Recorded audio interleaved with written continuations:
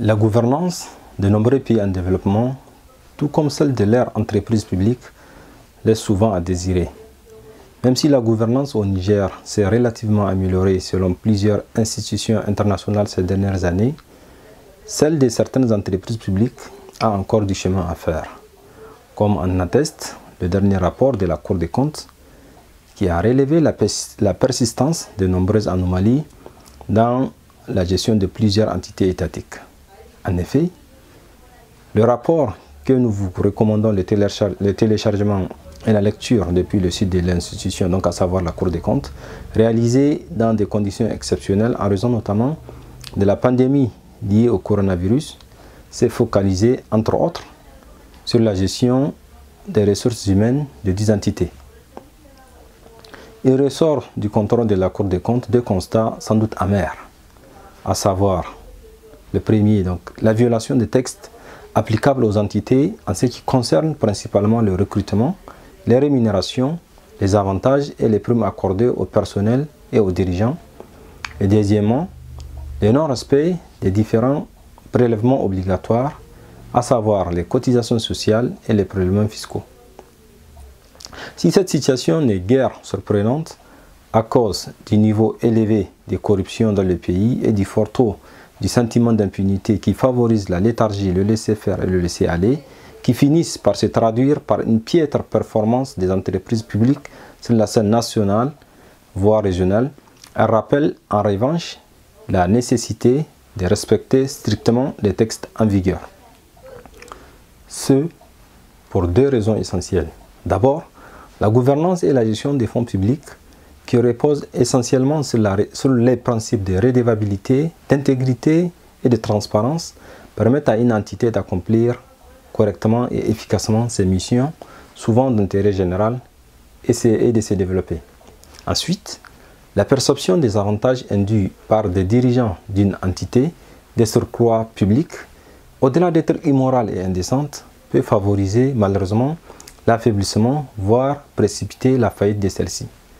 Cependant, les choses pourraient évoluer avec l'arrivée de son Excellence Bazoum Mohamed. Lors de son investiture, le nouveau président a affiché sa détermination à rompre avec certaines pratiques peu recommandables.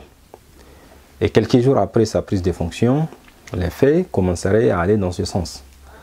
Du nombre de ministres relativement réduit au protocole sobre lors de son premier voyage à l'étranger, en passant par la suppression de certains postes jugés non essentiels, le nouveau président commence petit à petit à imprimer sa marque, suscitant au passage l'admiration de nombreux Nigériens et Nigériennes. Ce qui est sans doute de bon augure pour la poursuite, du moins ce qui serait sans doute de bon augure pour la poursuite des réformes à mener pour continuer à transformer le pays. La réforme qui nous intéresse aujourd'hui est celle relative à l'opacité ainsi que la mauvaise gestion évoquée tantôt, qui caractérise la gestion de certaines entreprises publiques et restant très ancrée. Selon la sagesse populaire, ce qui est ancré est souvent difficile à combattre. De surcroît, dans un pays où la politisation de l'administration a atteint malheureusement des sommets et certaines institutions censées veiller au respect des textes en vigueur restent encore faibles. Nonobstant, si l'on s'en tient aux promesses du candidat Bazoum Mohamed, l'espoir reste permis. Autrement dit, les jours des mauvaises pratiques sembleraient se compter.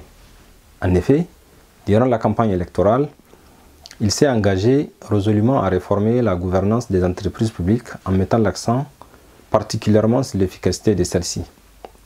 C'est grâce à un certain nombre de mesures contenues dans son programme intitulé « Programme Renaissance 3 » qu'il entend mettre en œuvre une fois au pouvoir. Il s'agit de modifier la loi sur les entreprises publiques pour prendre en compte les catégories non prévues, mieux affirmer la mission de développement du pays et renforcer la redevabilité et le mécanisme de contrôle. Revoir le mode de désignation des membres des conseils d'administration des entreprises publiques conformément aux objectifs qui leur sont assignés. Mettre en place un système de contrats de performance des entreprises publiques auxquelles est indexée une partie de la rémunération de leurs dirigeants. Créer un événement autour du président de la République pour encourager les entreprises performantes et envisager des mesures de correction pour celles qui enregistrent une contre-performance.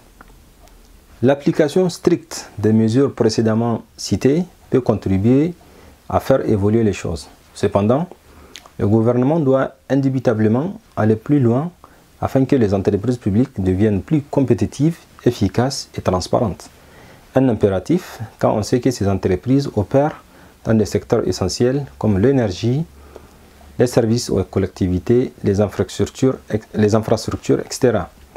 Le gouvernement peut s'inspirer par exemple des recommandations suivantes formulées par exemple par l'OCDE, donc à savoir la réduction de l'ingérence politique dans la gestion au jour le jour des entreprises, l'introduction d'un processus transparent de nomination des administrateurs sur la base de leurs compétences et de leurs qualifications, donner plus de pouvoir au conseil d'administration par une définition précise de leur mandat et le respect de leur indépendance, un suivi systématique des performances du conseil d'administration visant à améliorer la transparence par un renforcement des dispositifs de contrôle interne, la réalisation d'audits externes indépendants s'appuyant sur les normes internationales, la production des rapports agrégés sur les performances des entreprises publiques, etc. etc. Pour finir, une suite doit être donnée au rapport de la Cour des comptes. Il y a urgence, puisqu'au Niger, les entreprises publiques dominent l'économie.